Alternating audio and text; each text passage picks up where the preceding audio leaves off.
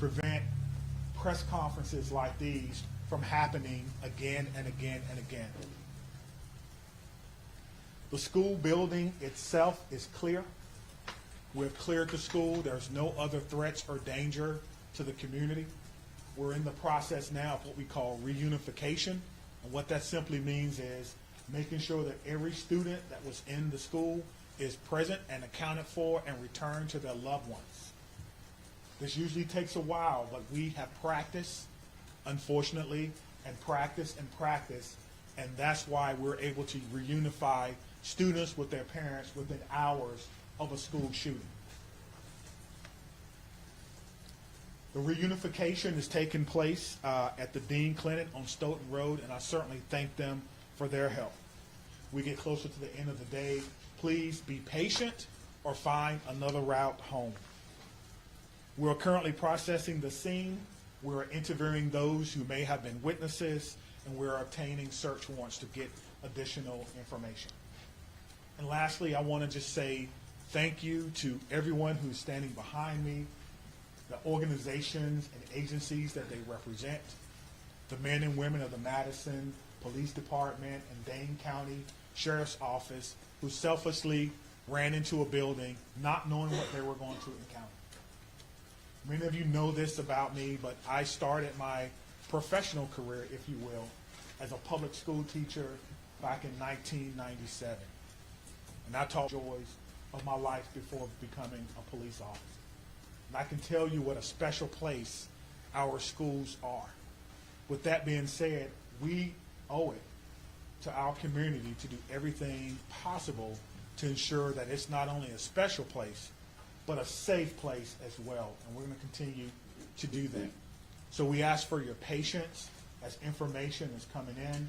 We will do the best that we can to bring you accurate and timely information, but we want to make sure that our public knows that we're working extremely hard on this particular incident. There are a lot of people involved, and certainly we're going to come together as a community. I'd like to bring up at this time Police Fire Chief Chris Carter. Thank you, Chief Barnes. Before I start, the only thing I can say is this is not a place that any fire chief or any one of us would ever want to be, and I can't believe I'm standing here today talking about this incident. The fire department is a part of this community, much like all the folks standing up here with me today. Our hearts are with and our arms are around everybody impacted today and everybody within our community. With that, I won't repeat the details shared by Chief Barnes, but I will share with you the fire department activity for today. Much like Chief Barnes mentioned, at 10:57, we were also dispatched with Engine 5 and Medic 5 to the same location. Throughout the course of the incident, we responded with 5 engine companies, 4 ladder companies, 15 ambulances. I would like to take a moment and share our gratitude for our county partners throughout a multitude of EMS and fire agencies that joined us in the response today. We also had 11 off-duty chief officers that came in on this response. So it was a tremendous response from the fire department. We transported 4 patients to St. Mary's. We transported 3 patients to the University of Wisconsin hospitals. On the arrival of our crews, I can say my gratitude to our membership for what they did and their selfless actions today. It's hard for me to place into words what they ran into as well. They did that immediately, they did that selflessly, and within the course of 15 minutes, from the first transport to the last transport, all the patients were on their way to the hospital. So to our membership within the Madison Fire Department and within all the emergency services, my gratitude, my recognition of the work that goes into this, the training that went, that again, we had hoped we would never have to put into practice. One more time on behalf of the Madison Fire Department, our hearts are with you, our arms are around you, and we will be with you throughout the duration of this. So at this point, I'll step aside, turn it over to the mayor. Thank you, Chiefs, both of you. This is an incredibly sad day for our community. As you've heard, there is no danger to the community at this time, but our entire community has been impacted by this tragic incident. On behalf of the Common Council and the City of Madison staff, I want to offer our heartfelt condolences to the victims and families and to the whole Abundant Life community. Our focus now is on supporting them and supporting the victims and their families. And we will continue to do that through the coming days and weeks. I also want to thank our first responders, the police, fire, the medical staff, for their quick action and their life-saving efforts. As you've heard already, this is a whole of government response. It is not just police and fire. It is not just City of Madison. We have folks from all around the county. We have folks from multiple agencies engaged in both the initial immediate response and the ongoing support, and will be engaged for days and weeks to come. I also want to thank the White House and the governor and others in the federal government and state government for reaching out to offer their support and help. And we will be drawing on resources as needed going forward. But the most important thing right now is to make sure that we are centering the victims and their families, and that we are doing whatever we can to support them and to help them heal, and to lift our entire community up through this difficult incident. I am on record that I think we need to do better in our country and our community to prevent gun violence. And I hoped that this day would never come in Madison. It is not something that any mayor, any fire chief, any police chief, any person in public office ever wants to have to deal with. And so I will ask our entire community and our entire country to do whatever we can to make sure that no public official ever has to stand in this position again. And now I'll invite the county executive to the podium. Good afternoon, everyone. Today is reeling from the heartbreaking and senseless tragedies at Abundant Life Christian School in Madison. As a mom who received a text from her son at a high school here in the city of Madison wondering if he was safe, I can tell you, this hits you in the gut. Our community is better than this. Our country is better than this. Cannot continue. My heart goes out to the victims and their families and the students and the educators, and the list goes on and on. Every one of us is affected by this unimaginable and unacceptable violence that has hit our community today. Dane County stands united in grief with the Abundant Life Christian School community. The Sheriff's Department, the Department of Emergency Management, Department of Human Services have all been on the front lines. My phone has been ringing from people across our state and our nation asking what it is that they can do to help our community. And right now, it is our time to be committed to supporting this school, these students, and these families, and our first responders who went into that building during this devastating time. We must work closely with our law enforcement officers and first responders, mental health professionals, community leaders, and policymakers to ensure that we are taking care of one another. No community should ever have to endure such a tragedy. And my administration is going to do everything that it can to provide assistance to those who have experienced this devastating loss, and also do everything that we can to prevent such tragedy from occurring. To all of those who are grieving in our community, please know that you're not alone. Dane County stands with you. We're here to support you in any way possible. Please reach out and ask for help. The governor's office, as well as the mayor's office, and I will continue to update the public as we learn more. But please understand, there are many things that we cannot share with you right now. This is an active investigation. This is an active case. The SSM Health Clinic near the intersection of Buckeye Road and Stoughton Road is the reunification center. I know that that has been out, but we need to make sure that folks know where it is that they can go to be reunited with their children. Again, in the coming days, we are going to make sure that we are supporting those that have been most impacted by this. But folks, reach out, ask for help. This does not need to be the reality of our community. Thank you. All right, let's start over here with questions. Just raise your hand. Tell us, how did this unfold? Can you give us a bit of a timeline, how you all this is Sure. We received a call at approximately 10:57 a.m. Someone from the school called 911 to report that there was an active shooter.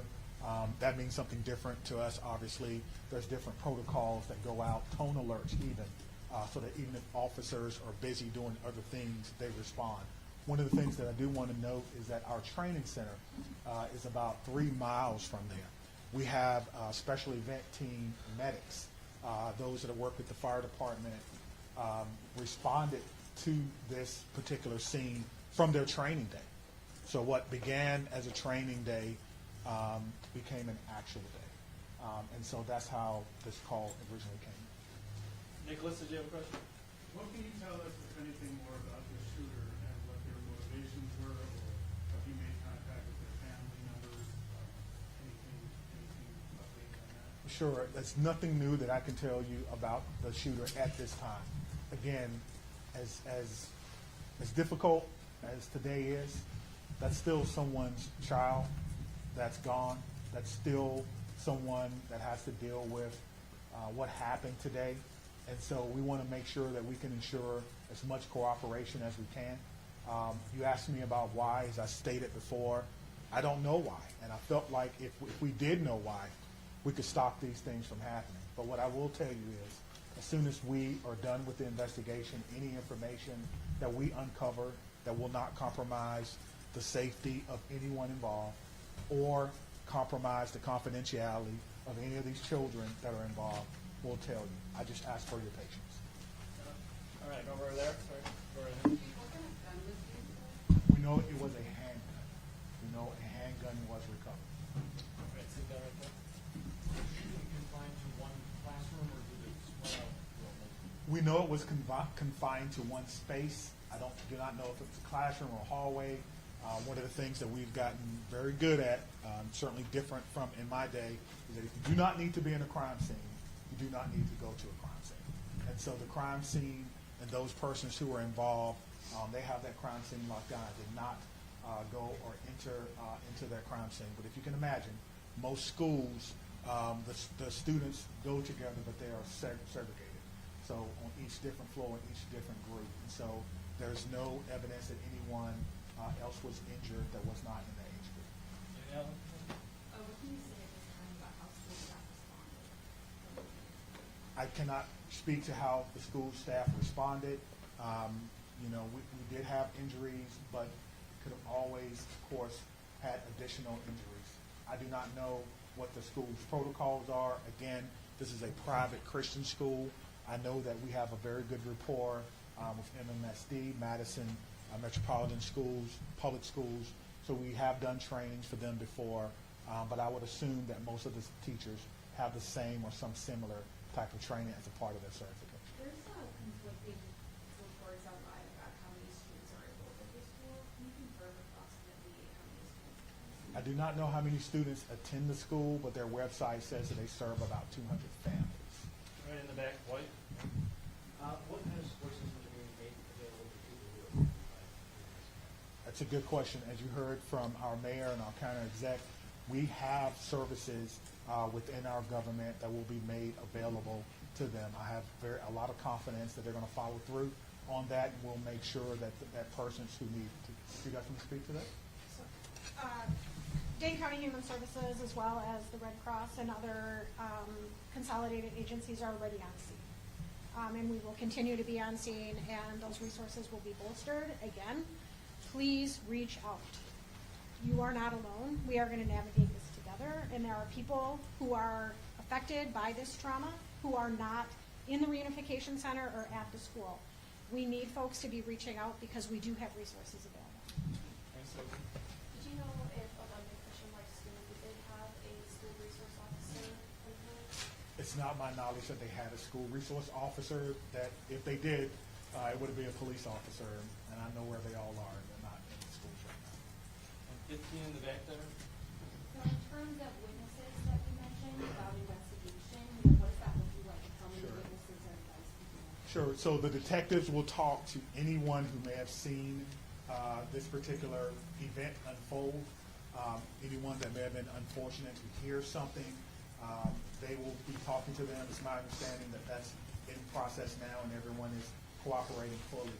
That will give us an idea of not only what unfolded, but it could answer the question to motivation, because again, the students who unfortunately had to witness this.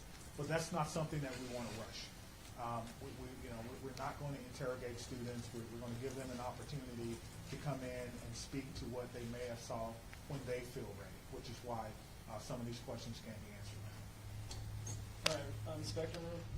How do you reassure the community that it's still okay to go back to school? I mean, everybody's got kids, and I think, maybe it happened at this school, but there's everybody that's got kids anywhere, right? This in King County, it's gonna be hard. Yeah, I think you're asking me, how can I say 100% that no child will ever be harmed in school? I can't. No police chief can. But all I can tell you is that we have systems in place so that if something happens, we can respond like we did today. I can tell you that our mayor and our county exec has committed resources to not only public health but also mental health. I can tell you that every teacher that I've ever had contact with at MMSD cares deeply about their students. Every staff member, I talk to staff members all the time who tell me things that are going on in the schools and want to do whatever they can, even if it's unanimous, to let me know that they want to have a safe school. So my reassurance to the public is that if you see something, say something. If you know someone who may be going through a difficult time, please reach out to someone. And I think what I can do is make sure that our police department is transparent and open and honest and inviting for people to call and give information. I think MMSD does an excellent job of that. And the same thing can be said for any other private school. If you want to give information or you need someone to talk to, I can promise you we'll have someone there to get that information. All right, then. Understanding that this is a private school you may not be as familiar with, what are the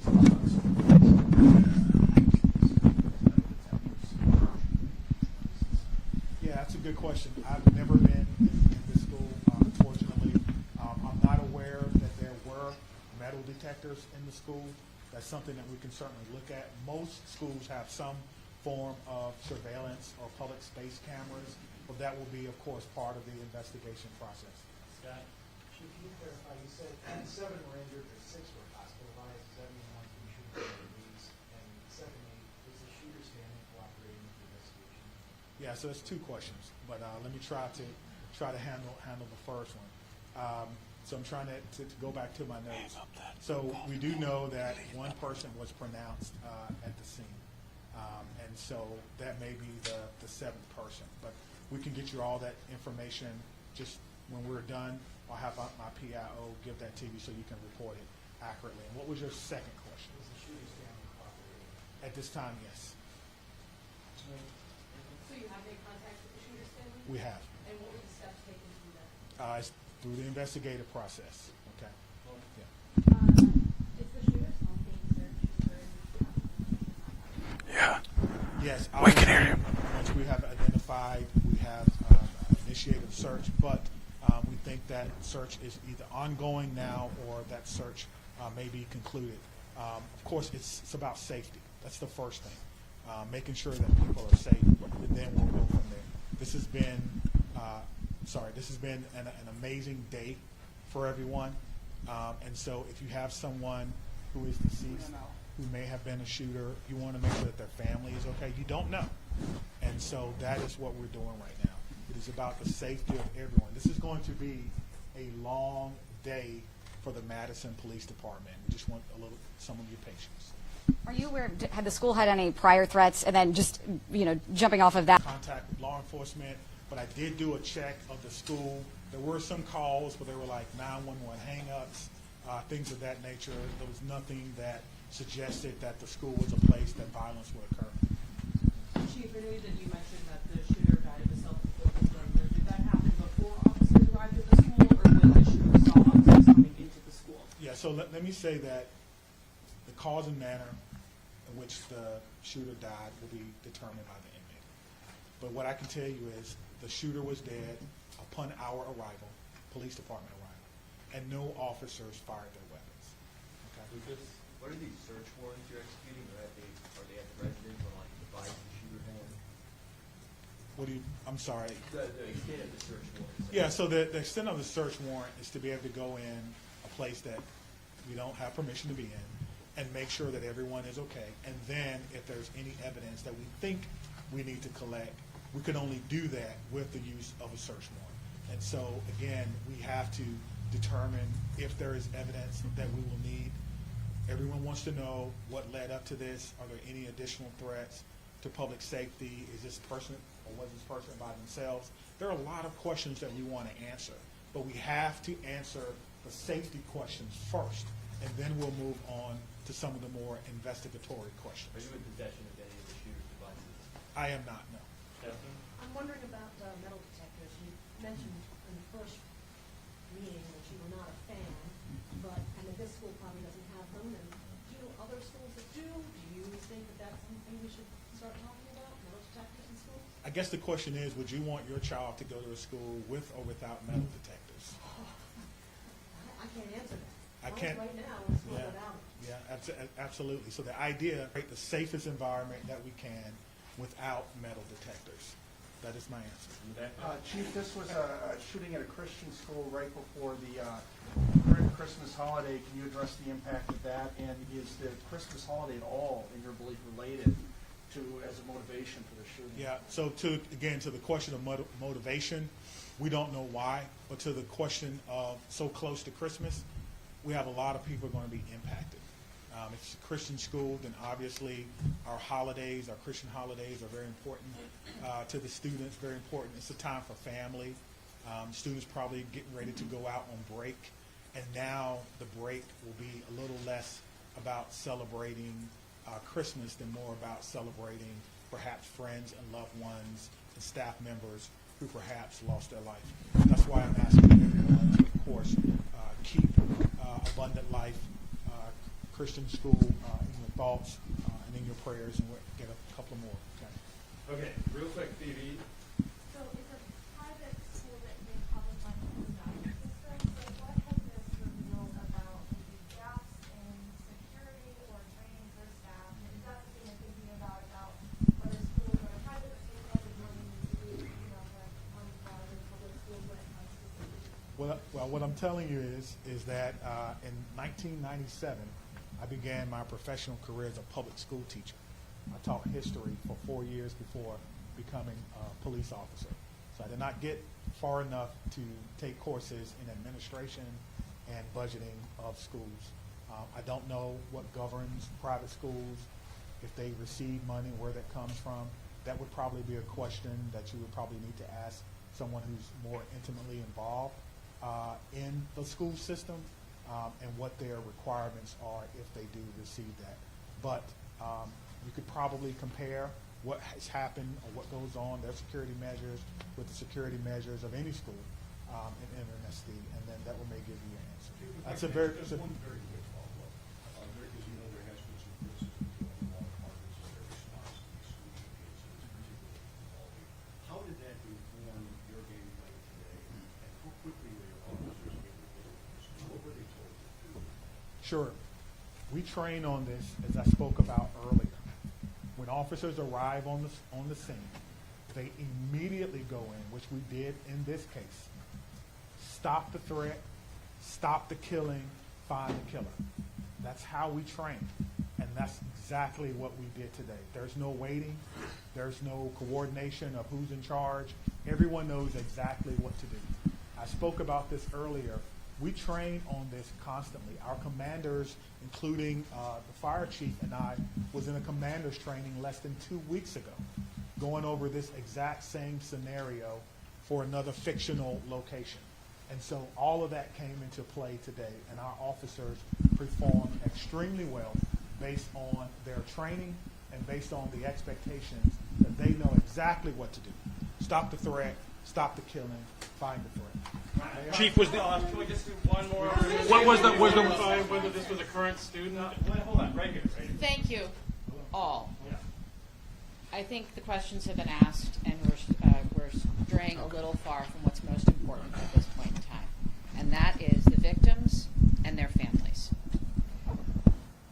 three things to add. First of all, there is a lot that our community can and will do in the coming days to support the victims and their families. And we will have more information at future briefings.